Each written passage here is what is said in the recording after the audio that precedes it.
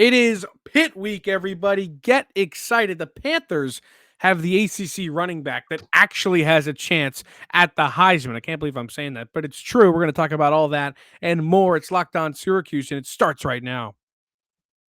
Are Locked On Syracuse, your daily podcast on the Syracuse Orange, part of the Locked On Podcast Network. Your team every day.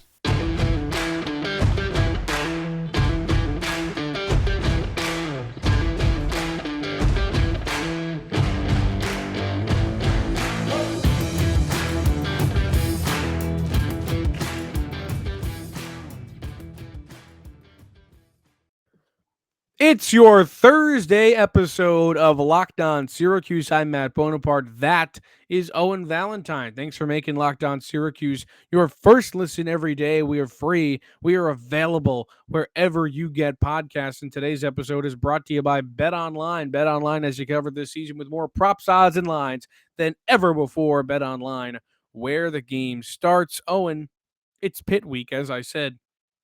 Very exciting week. But also at the same time, one that brings a lot of misfortune of the past and a little bit of weariness.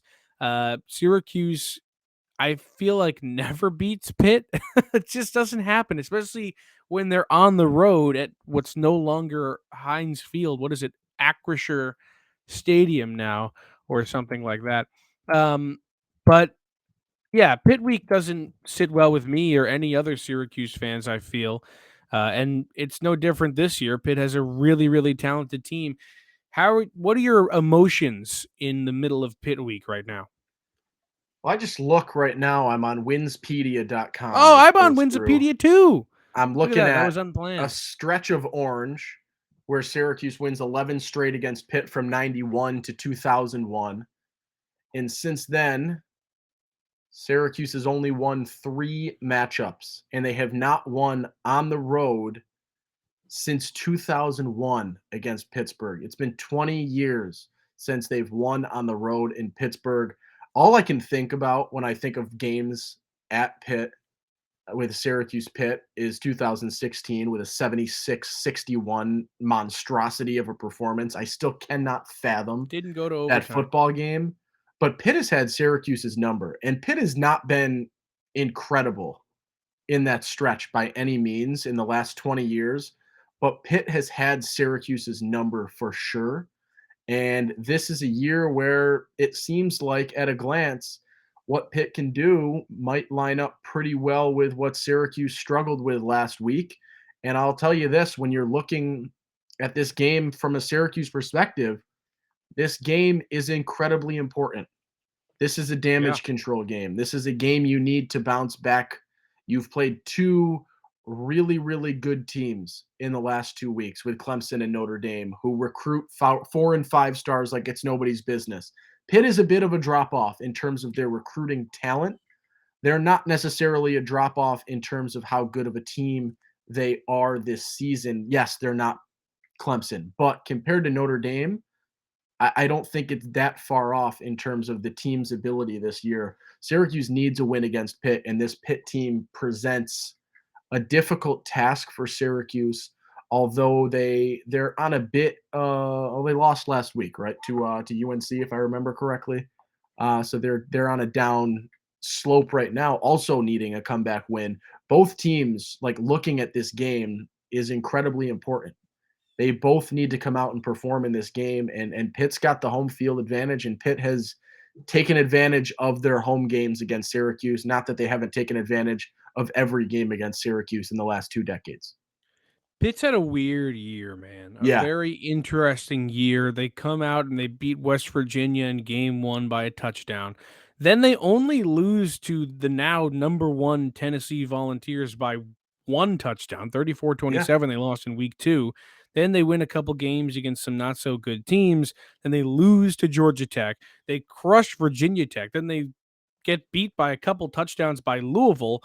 And then they lose to North Carolina, like you said last week. A very weird year so far for the Panthers. They're coming into this game needing a win like Syracuse is. Both teams coming in on 2-game losing streaks.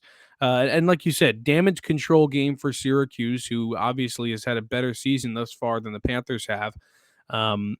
But it's not going to come easy against a team in Pitt that, first of all, came out as favorites at home, correct? By 2 points?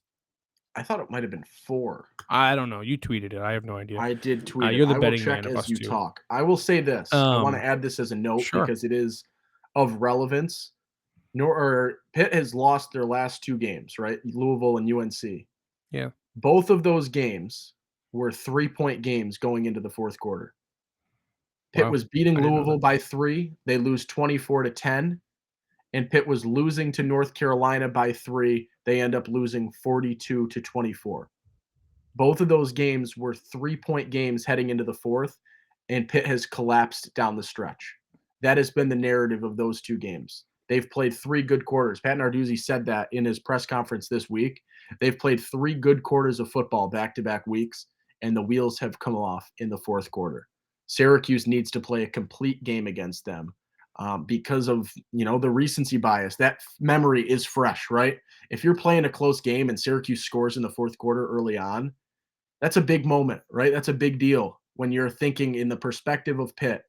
Here we go again, right? It's that here we go again moment that even if you're in the heat of the game and all of that, if you can get on them early in the fourth quarter, I think the fourth quarter is got to be circled as incredibly important, even more so in this game than it is. Not that fourth quarters are never not important, but for Syracuse to play a solid fourth quarter against a team that has struggled in the fourth and been outscored, 17 plus 2018, so 35-3 in the fourth quarter their last 2 weeks.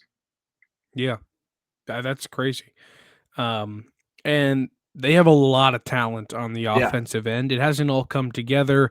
Of course, they did a little bit of a swap in the transfer portal quarterback for portal quarterback for wide receiver.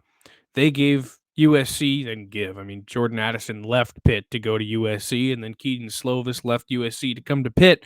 And that's been a one-sided swap, as Addison has been fantastic over there. He's one of the best wide receivers in the country, and Slovis has been lackluster. He's thrown 5 touchdowns, 5 interceptions, around 1,500 passing yards, under 60% completion rate on the year.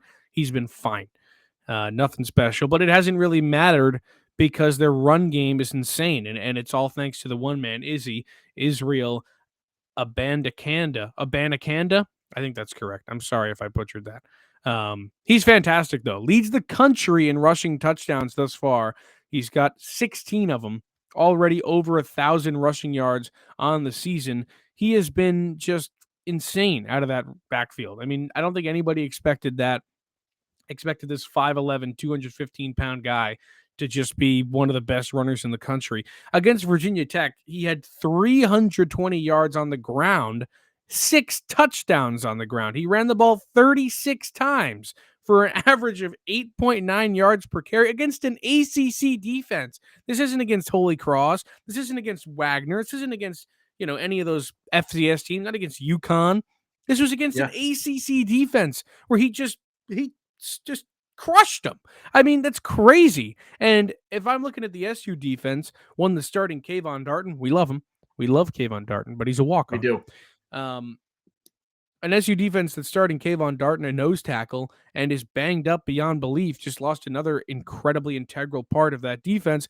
I'm worried about the SU defense going into this week, big time, going against the best rusher in the ACC right now, undisputably. He is, put simply, outstanding. He has been phenomenal this year, and it's something that you need to be concerned about if you're Syracuse. This is a guy that has done it and been successful every game this season that he has pretty much played a complete game. One that stands out to me, too, is he averaged nearly or over 6 yards a carry against Tennessee, who the college football playoff has as the number 1 team in the country.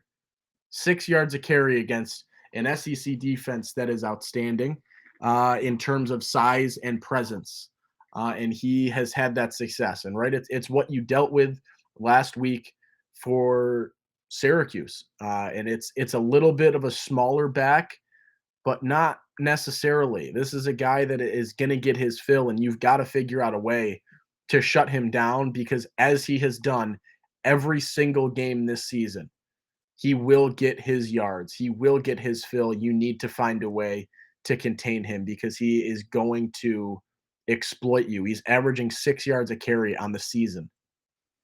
He is Yeah. going to exploit this defense if they do not have an answer this week that they didn't have present next or last week. There was not an answer last week. There needs to be an answer this week, or it's going to be a repeat offense of what we witnessed with the Notre Dame ground game just 7 days ago, 6 Yeah, days man. ago. Another great stat is every game that he's been healthy and played a full game, or if you want to put it in different terms, every game that he's rushed the ball over 10 times, he's at 100 yards and at least one touchdown every single game. That's crazy. I mean, Yeah. that's nuts. The man is off the chain. We got to take a quick break, but on the other side, we will continue to preview this Pitt team, tell you what we're worried about, tell you what we're not worried about. But first, let me tell you about SimpliSafe. Did you know that over the holidays, property crimes like burglaries and package thefts spike nationally? That's why our friends at SimpliSafe Home Security are offering 50% off their award-winning security system so that more families can feel safe and secure this holiday season. Order your SimpliSafe system for half off today and enjoy advanced security and greater peace of mind this holiday. It's got 24/7 monitoring agents who are looking at your home at all times to make sure that it is a safe environment. In an emergency, 24/7 professional monitoring agents use Fast Protect technology exclusively from SimpliSafe to capture critical evidence and verify the threat is real so you can get priority police response. Don't miss your chance to save big on the only security system that is recommended by us. Get 50% off any new SimpliSafe system at simplisafe.com/URL today. This is their biggest discount of the year, so don't wait. That's simplisafe.com/lockedoncollege. There's no safe like SimpliSafe. Okay, we are back on Locked On Syracuse. Matt Bonaparte, Owen Valentine with you. Talking Pitt, we're talking the Pitt Panthers. We talked about the run game. Izzy is fantastic. Keaton Slovis is not so much. The receiving core doesn't really worry me either. I mean, if you're Tony White and Dino Babers and you're looking at Pitt this week, I think it's pretty clear that the ball or the aerial attack really shouldn't hurt you. You have to force them to throw. Basically, you're looking at Syracuse's 2021 team right now. You're looking at a team where if you can force them to throw, you'll win the football game. If not, you're not gonna. It's just not gonna happen. Because if they're able to run all over you, it's over. It really is over. But the pass game is not really much of a threat, which is why that's what they're going to have to get Pitt to do because they have some receivers. But like I said, Jordan Addison leaving was a huge loss for them. I mean, him and Pickett were fantastic last season. Pickett, obviously, a Pittsburgh Steeler now, but that receiving core is not what it used to be. No, and I think you nailed it when you were talking about that Syracuse is going to need them to to throw the football, and that is going to be a key for Syracuse in this game. If they can get Pitt in situations where they have to throw, that means early down stops, things like that, tackles for loss early on, and setting them up in positions where they're going to need to throw the ball, or getting out to early leads and having Pitt play from behind is going to be a reason to throw the ball. So you've got to put them in a situation where they need to have a throwing offense in order to succeed. And that is going to be integral for you to be able to pull this off and be able to win a game that you can win and you should be right there. I double checked it. They did open as 4-point favorites, or Pitt did. Okay. This is a game that you're not necessarily favored to win, but a 4-point spread does not mean that this should be a blowout by any means, right? You should be right in this game. You should be able to be in this game down the stretch and be able to force Pitt to play a difficult game. And so I do think that that is this key. One of the biggest keys for Syracuse is to force them to throw the ball. And you're going to do that by getting early down stops and setting a precedent early on that you're here to stop the run game. And if you're going to beat us, you're going to have to throw and you're going to have to beat us with an aerial attack. And I really don't know if Slovis has it in him to win a game like that. Is he horrendous? Not really. Is he He's good? average. He's fine. I don't He's know. He fine. doesn't really He change doesn't all jump too off the much of page. anything for me in terms of a plus or a minus. And I think that Syracuse is in a good position to be able to stunt that passing game, even if they do rely on it. And I think they can hinder the passing game pretty solidly, even if uh, they focus on the run a lot. I don't think they have to have a huge, pass heavy defense in order to be able to stifle the passing game of Pitt, or as we're talking lack thereof, a passing game for Pitt. Yeah. That pretty much covers the offense. It's really just about stopping the run game. And as we know last week from Estime, that was not an easy thing for Syracuse to do. So hopefully they're rested up, and it's a bit of a different story in Pitt this weekend. But let's move over to the defense and talk about this Panthers D, because there are some really, really strong players on it, yet the results for them haven't really been there this season. They've given up big scores to a lot of teams this year. West Virginia and Tennessee, both 30 plus. Of course, you expect that from the Vols, though. Um, they gave up 24 points to Rhode Island, which is a non-major conference team. I mean, that's pretty crazy if you ask me. 26 to Georgia Tech, 29 to Virginia Tech, 24 to Louisville, 42 to UNC. So it's not like they're keeping teams aren't having trouble scoring against them. That's really not something that's been an issue, which is a huge thing for Syracuse to look forward to, because the last couple of weeks you've played good defenses, especially against Clemson. You knew going down to Death Valley, you're playing a good defense, and the SU defense helped get points on the board, but Syracuse the offense only scored 7. So that's something you got to look at. And hopefully this week, Shrader and Tucker and Aronde can kind of get together and figure something out, or Robert and I mixes things up and gets Tucker out there a different way. I mean, we've been talking about this all year, that it's getting a little bit stale, talking about how to get the ball to Tucker. I mean, he just didn't have a good game. We can't even say he didn't get touches. He flat out Mhm. didn't have a good game against Notre Dame. So Robert and I has his work cut out for him, and I think everybody expects him to have something, and rightfully so, because he came out and showed us what he had against Louisville. Everybody got excited. Now people have figured it out. Now it's time to switch things up. But Yeah. just some of the names on this Pittsburgh defense, real quick. Servassier Dennis is the one that I always look at, and that everybody should. He's a Syracuse guy. SU did not want him. They recruited him as a very low star quarterback, and he said, "I don't want to do that." Goes to Pitt, and he's one of the best linebackers in the country.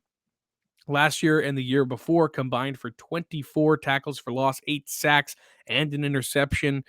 This season, 8.5 tackles for loss, 5 sacks. The dude is just incredible. I mean, he is really, really fantastic. But he's not the only guy. Habakkuk Baldonado there as well, who's one of the better players on that defense. There's a lot of talent coming out of this Pitt defense, and despite the lack of production, there are still guys you got to worry about.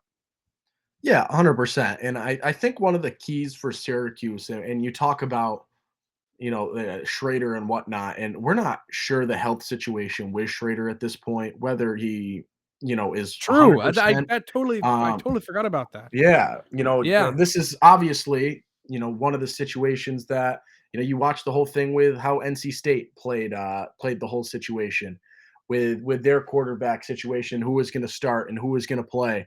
You have to do that in this situation. You got to hold your cards as close to the chest as possible.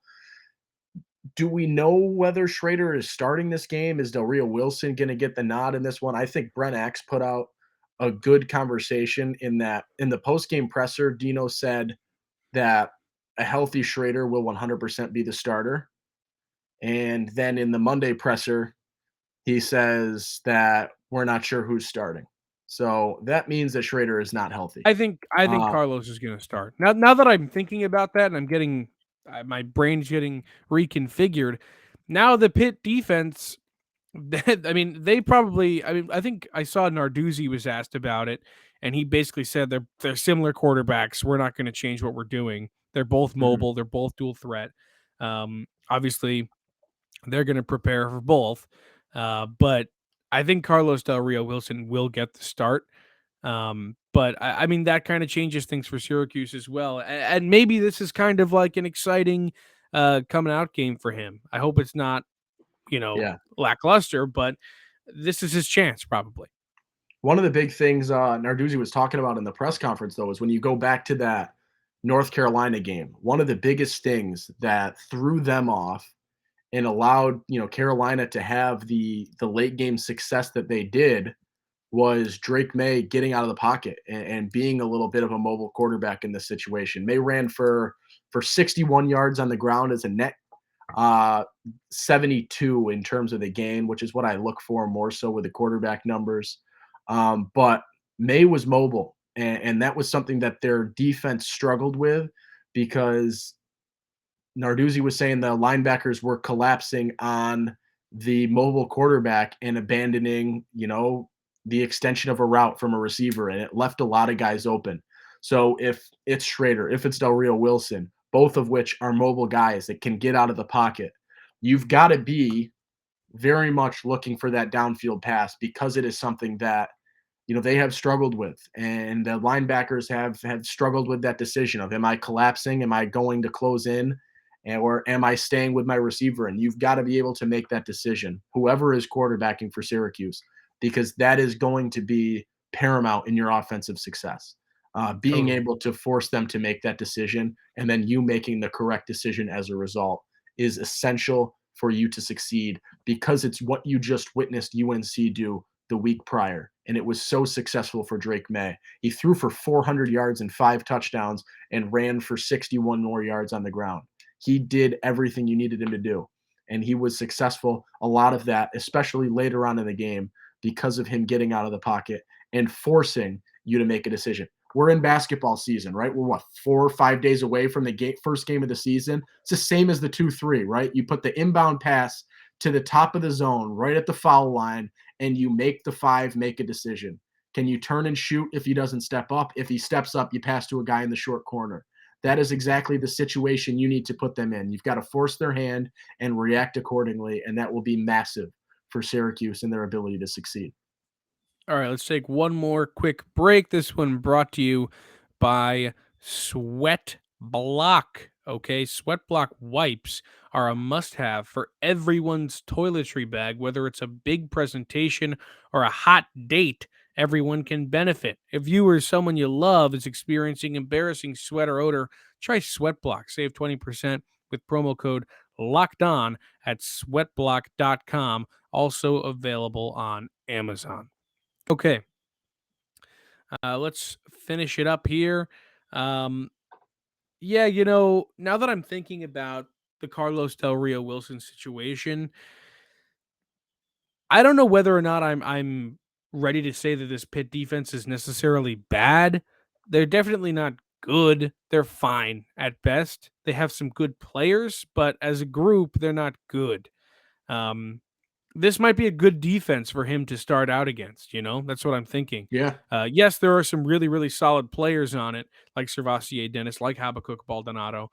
But if you get the opportunity to start against a defense in the ACC that's not great, I mean, he played against Notre Dame in the only real time he's seen this season. So it's not like he was going against everybody he saw was a 5-star, 4-star, So it's not like he Yeah. was going up against Joe Schmoes. But if Carlos, gets a chance to get his feet under him against a team like Pitt, I think that could bode well for the future. Yeah. I think this could be a really good opportunity for him. And I said this, I think, in our Monday episode. Unless Shrader is 100% or really, really close to 100%, you have to play Del Rio Wilson in this game. I don't think Yeah. that it is not in anybody's interest to put a 65 or a 70% Shrader out there and try to have him compete in a game where you're going to need him to be mobile. That was one of the biggest things. Everyone was tweeting about it with Shrader in the first quarter against Notre Dame. He's not running. He's not running. He's not pulling the ball ever. And it was like, yes, they want to compensate Tucker and give him the ball more after that aftermath of the Clemson game, but not to this extent where you're only handing the ball to Tucker. So it was something was clicking immediately that he wasn't right. And then obviously the play where he stumbles, did he step on someone's foot? Was it a whatever it was, where he falls back to the ground and then he pops back up in the subsequent play? He throws an absolute sitting duck after trying to scramble out a little bit to the right. And he threw a couple more passes that were just, they didn't look right. And anytime it was more than just a quick flick, he didn't throw the ball well. And it was very, very evident. And I think that I don't want to see that out of him. I want to see him healthy. And I don't think it's worth to force him back in and give yourself a lesser chance to win this game. I think Del Rio Wilson gives you a better chance to win than a non 100% Garrett Shrader. And I think he proved that in terms of his ability to get through progressions. Does the accuracy need a step up? Yes. Are there a couple of things that he can fix? Yes. But he did show me that he gets deeper in progressions. He involves more receivers and he can spread that offense out. Plus, he is mobile just like Shrader. He gets out and runs. I thought that was one of the better things he did was his ability to get out and run. He scrambled well. He made good decisions. He didn't tuck too much. He didn't throw too much. I do think that this is a situation that Syracuse needs him in the game, unless you're going to come out and tell me that Garrett Shrader is 100%. Which I would after not he believe. did not look close to 100% No chance I believe last that. Saturday.